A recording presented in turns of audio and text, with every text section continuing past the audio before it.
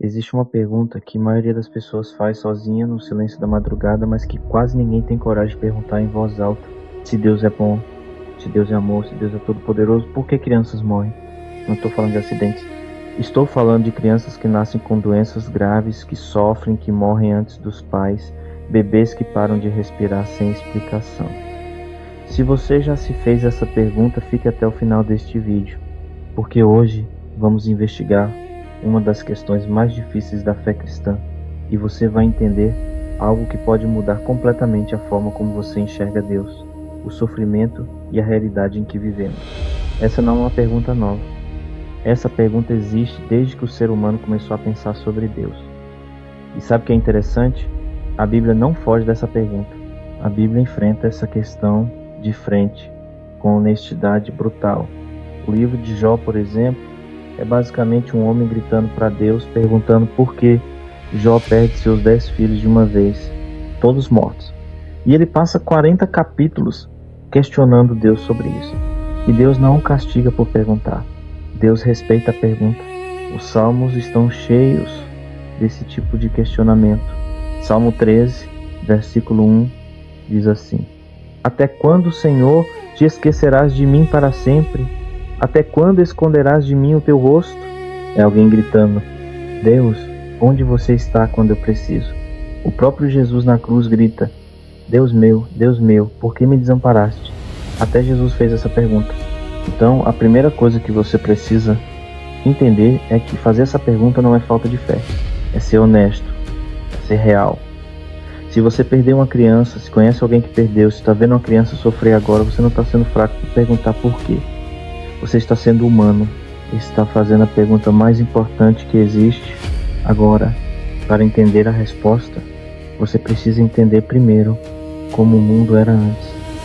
Porque essa pergunta só existe por causa de algo que aconteceu no início da história humana, algo que mudou tudo. Vamos voltar ao começo. Quando Deus criou o mundo, tudo funcionava perfeitamente. Gênesis capítulo 1 descreve a criação, e no final de cada dia está escrito: E viu Deus que era bom. 6 vezes essa frase aparece. E no último dia, quando Deus terminou de criar tudo, incluindo o ser humano, a Bíblia diz: E viu Deus tudo quanto tinha feito, e eis que era muito bom, muito bom. Isso significa que não existia morte, não existia doença, não existia sofrimento, não existia dor. O mundo funcionava exatamente como Deus planejou. Era um mundo perfeito. Adão e Eva viviam no jardim do Éden, um lugar onde tudo que precisavam estava disponível. Alimento crescia naturalmente, água era abundante, o clima era ideal. Eles viviam em comunhão direta com Deus. Conversavam com Deus face a face, não havia nada errado, nada quebrado, nada fora do lugar. Mas então acontece algo crucial. Deus dá uma ordem específica para Adão e Eva. Vocês podem comer de todas as árvores do jardim, menos de uma, a árvore do conhecimento do bem e do mal. Se comerem dessa árvore, vocês vão morrer. Simples assim. Uma regra, clara e direta. Agora, por que Deus fez isso? Por que colocar uma árvore proibida no meio do jardim? A resposta é fundamental para entender tudo que vem depois. Deus criou o ser humano com livre arbítrio. Isso significa que você tem a capacidade de escolher. Você não é um robô programado para obedecer automaticamente. Você pode escolher amar a Deus ou não amar. Pode escolher obedecer ou desobedecer. E para que essa escolha seja real, tem que haver consequências reais. Se não há consequências, então não há escolha verdadeira. É só um jogo de faz de conta. Então Deus coloca a árvore ali, não para tentar o ser humano, mas para dar ao ser humano a oportunidade de exercer sua liberdade. A liberdade de escolher, obedecer ou desobedecer. E o que acontece? A serpente, que a Bíblia depois identifica como Satanás, engana Eva, diz que Deus está mentindo, que eles não vão morrer, que na verdade vão se tornar como Deus. Eva come do fruto, dá para Adão, ele come também, e naquele momento tudo muda. A Bíblia chama isso de queda, a queda da humanidade, e as consequências foram devastadoras. Gênesis capítulo 3, versículo 17, registra o que Deus disse a Adão depois: Maldita é a terra por causa de ti. Com dor comerás dela todos os dias da tua vida. Espinhos e cardos também te produzirá. Maldita A palavra em hebraico é ará, significa amaldiçoada, comprometida, quebrada. A terra inteira foi afetada pelo pecado, não apenas Adão e Eva, mas toda a criação, o planeta inteiro começou a funcionar de forma errada. Romanos capítulo 8, versículo 22, explica assim: porque sabemos que toda a criação geme e está juntamente com dores de parto até agora. A criação inteira está sofrendo, como uma mulher em trabalho de parto sentindo dor. Por quê? Por causa do pecado. E junto com essa maldição veio a morte. Romanos 5, versículo 12 diz: portanto, como por um homem entrou o pecado no mundo, e pelo pecado a morte, assim também a morte passou a todos os homens. A morte não existia antes, mas depois que o pecado entrou, a morte se espalhou para toda a humanidade. Agora deixa eu explicar o que isso significa na prática. Antes da queda, o corpo humano funcionava perfeitamente. As células se renovavam sem problema. Não havia mutação genética, não havia câncer, não havia doença degenerativa. O DNA estava perfeito. Tudo funcionava como deveria. Mas depois da queda, o processo de degradação começou. As células começaram a falhar, mutações começaram a aparecer, doenças começaram a surgir. O corpo humano, que era projetado para viver para sempre, começou a morrer. Isso não foi uma decisão arbitrária de Deus. Foi a consequência natural de se separar da fonte da vida. Imagine um hospital funcionando perfeitamente, todos os aparelhos ligados, todos os pacientes recebendo tratamento adequado, tudo correndo bem. Agora imagine que alguém desliga a energia principal do hospital. O que acontece? Os aparelhos param de funcionar. Os monitores desligam. Os pacientes começam a sofrer. Não porque o hospital quer que sofram, mas porque a energia que mantinha tudo funcionando foi cortada. Da mesma forma, quando a humanidade se desconectou de Deus, que é a fonte de toda a vida, toda a saúde, toda a ordem, o resultado foi caos, degradação, morte. A maldição não foi Deus sendo cruel, foi a consequência inevitável de rejeitar a fonte da vida. Agora aqui está a parte que muitas pessoas não entendem. Quando a Bíblia diz que a terra foi amaldiçoada, isso não significa apenas que Adão e Eva foram afetados. Significa que todos os seus descendentes foram afetados. Você, eu, todo ser humano que nasceu desde então, todos nascemos em um mundo quebrado. Um mundo que não funciona da forma que Deus originalmente planejou. E crianças nascem nesse mundo quebrado. Crianças herdam a natureza caída, não porque cometeram algum pecado pessoal, mas porque nasceram em uma humanidade que está sob a maldição do pecado. É como nascer em uma casa que está desmoronando. Você não causou desmoronamento, mas está sofrendo as consequências dele. O Salmo 51, versículo 5 diz: eis que em iniquidade fui formado, e em pecado me concebeu minha mãe. Isso não significa que sexo é pecado. Significa que todo ser humano nasce em uma condição de separação de Deus. Nasce em um mundo caído, nasce com uma natureza afetada pelo pecado. Então, quando uma criança nasce com uma doença genética, não é Deus punindo aquela criança, é a natureza caída se manifestando. Quando uma criança desenvolve câncer, não é Deus querendo que aquela criança sofra, é o resultado de vivermos em um mundo onde as células não funcionam mais perfeitamente. Agora você pode estar pensando, mas Deus não poderia impedir isso? Deus não poderia proteger as crianças inocentes? E a resposta é sim, Deus poderia. Deus é todo poderoso. Deus poderia impedir toda doença, toda morte, todo sofrimento. Então por que não faz? Aqui é onde a coisa fica profunda. Se Deus impedisse todas as consequências do pecado, então o livre-arbítrio deixaria de ser real. Pense comigo. Se você sabe que qualquer coisa ruim que fizer vai ser automaticamente corrigida por Deus antes de machucar alguém, então você realmente está fazendo uma escolha livre? Não. Você está jogando um jogo onde nada de ruim pode realmente acontecer. Para que o livre-arbítrio seja real, as consequências têm que ser reais. Se eu escolho fumar a vida inteira, pode haver consequências.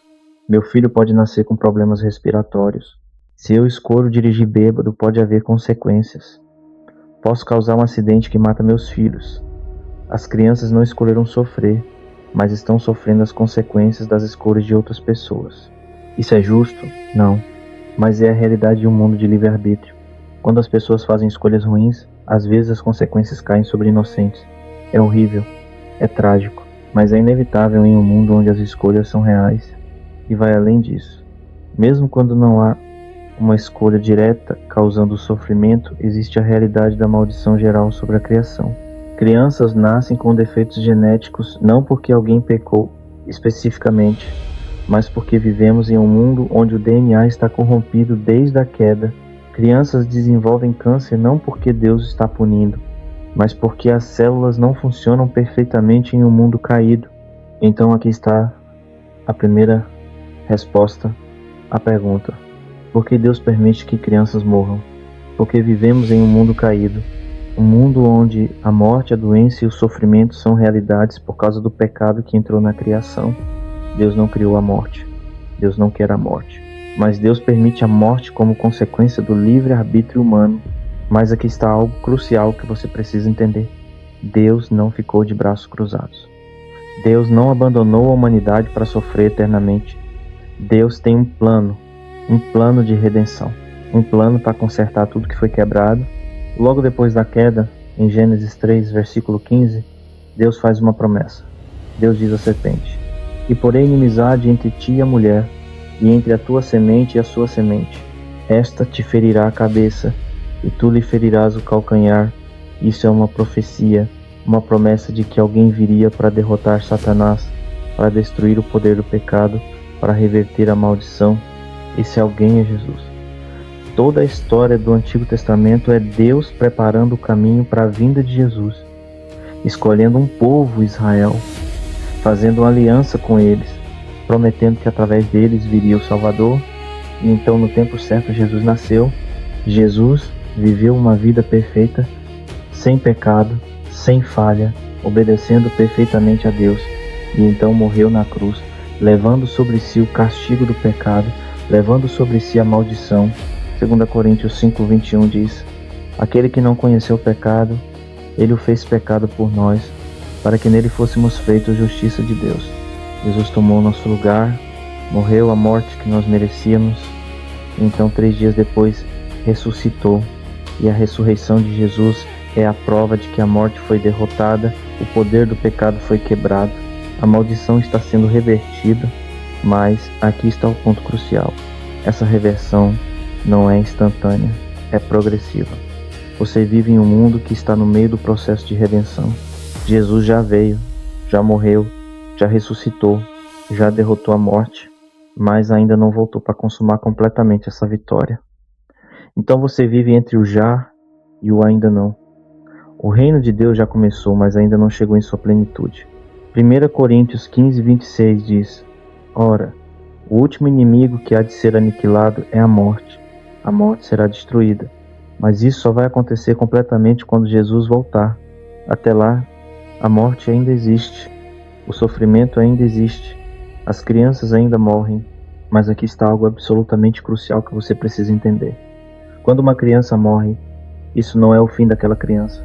A morte não é uma parede, é uma porta, uma passagem de um lugar para outro.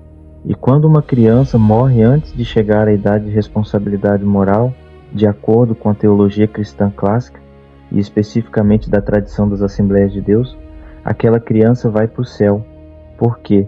Porque não tem pecado, pessoal. Tem a natureza caída por nascer em uma humanidade caída, sim, mas não cometeu pecado, pessoal. Não teve a capacidade de escolher conscientemente entre o bem e o mal. Jesus deixou isso muito claro. Mateus 19:14 diz: deixai os pequeninos, e não os estorveis de vir a mim, porque dos tais é o reino dos céus. Dos tais, das crianças, o reino dos céus pertence a elas. Quando uma criança morre, vai direto para a presença de Deus, para um lugar de paz perfeita, alegria perfeita, sem mais dor, sem mais sofrimento. Então a morte de uma criança, por mais devastadora que seja para os pais, não é o fim daquela criança. É uma transição de um mundo quebrado para um mundo perfeito, de um lugar de sofrimento para um lugar de alegria eterna. Agora, isso não torna a morte da criança boa. Não deveria. A morte é uma inimiga. A morte não deveria existir. E quando uma criança morre, é certo chorar, é certo sentir dor, é certo questionar, porque essa não é a forma como as coisas deveriam ser. E Deus entende isso. João 11:35 é o versículo mais curto da Bíblia, diz apenas: Jesus chorou. Isso acontece no túmulo de Lázaro.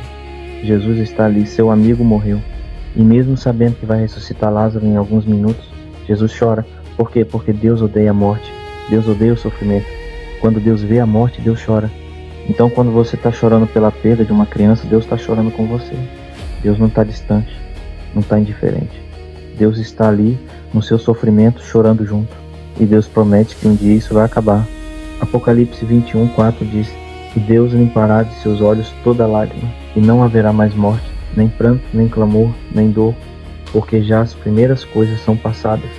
Um dia a morte será destruída, o sofrimento será eliminado, as lágrimas serão enxugadas para sempre. Quando Jesus voltar, vai acontecer a ressurreição. Todos que morreram em Cristo vão ressuscitar com corpos novos, perfeitos, imortais, e vão viver numa nova terra, restaurada, perfeita, exatamente como Deus planejou no início, sem morte, sem doença, sem dor. Então, se você perdeu uma criança, saiba disso. Aquela criança não está perdida, está com Deus, segura, amada, em paz. E um dia, quando você morrer e for para o céu, ou quando Jesus voltar, você vai estar com aquela criança novamente, não por alguns anos, mas por toda a eternidade, em um mundo perfeito, em corpos perfeitos, nunca mais separados. Hebreus 12:23 fala dos espíritos dos justos aperfeiçoados. As crianças que morreram estão perfeitas, agora, purificadas, esperando o grande encontro, esperando a ressurreição, esperando o dia em que tudo será restaurado. Agora deixa eu conectar isso com algo que pode parecer muito diferente, mas na verdade está relacionado. Algumas pessoas perguntam: se Deus é bom, como ele pôde ordenar a morte de crianças no Antigo Testamento? Quando Israel conquistou Canaã, Deus ordenou que destruíssem povos inteiros, incluindo crianças. Como isso se encaixa com um Deus de amor? Essa é uma pergunta legítima. E a resposta está conectada com o que já falamos. Deixa eu explicar o contexto histórico primeiro, porque sem contexto você não consegue entender.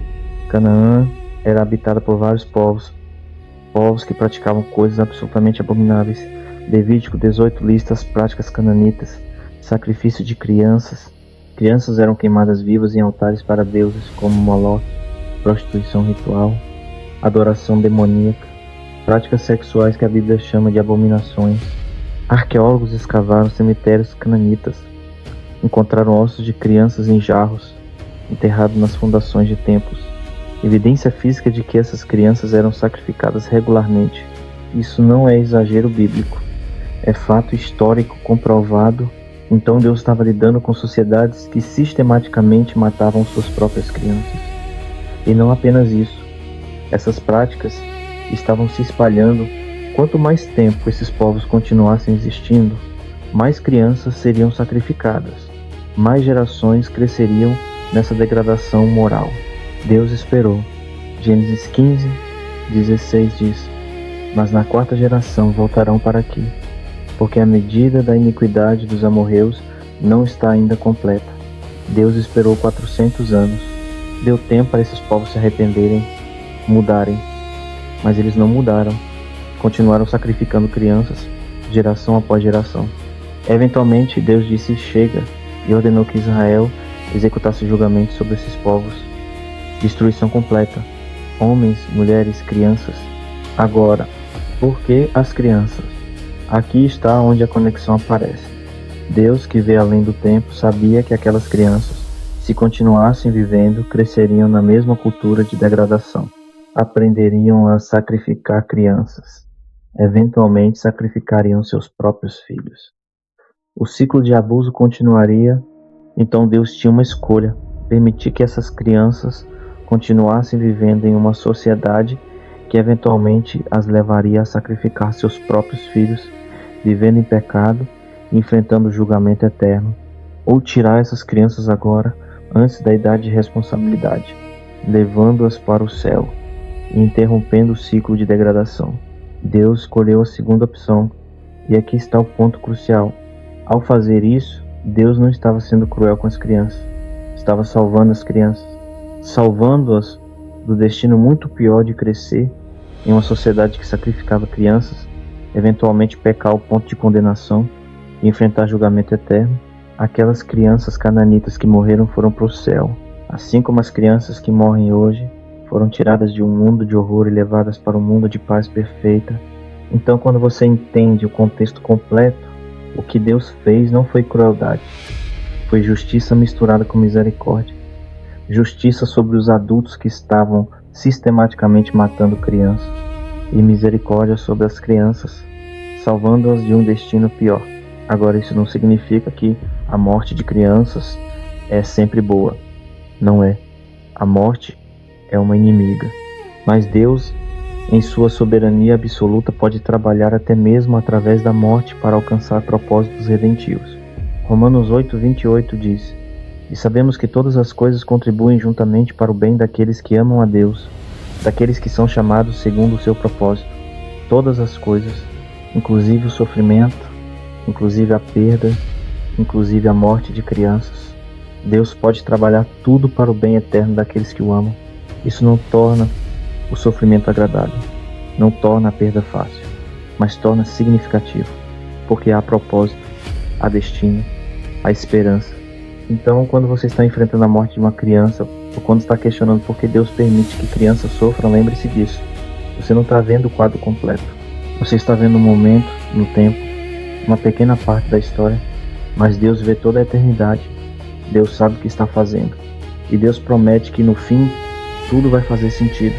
Eclesiastes 3:11 diz: Tudo fez Deus formoso no seu tempo.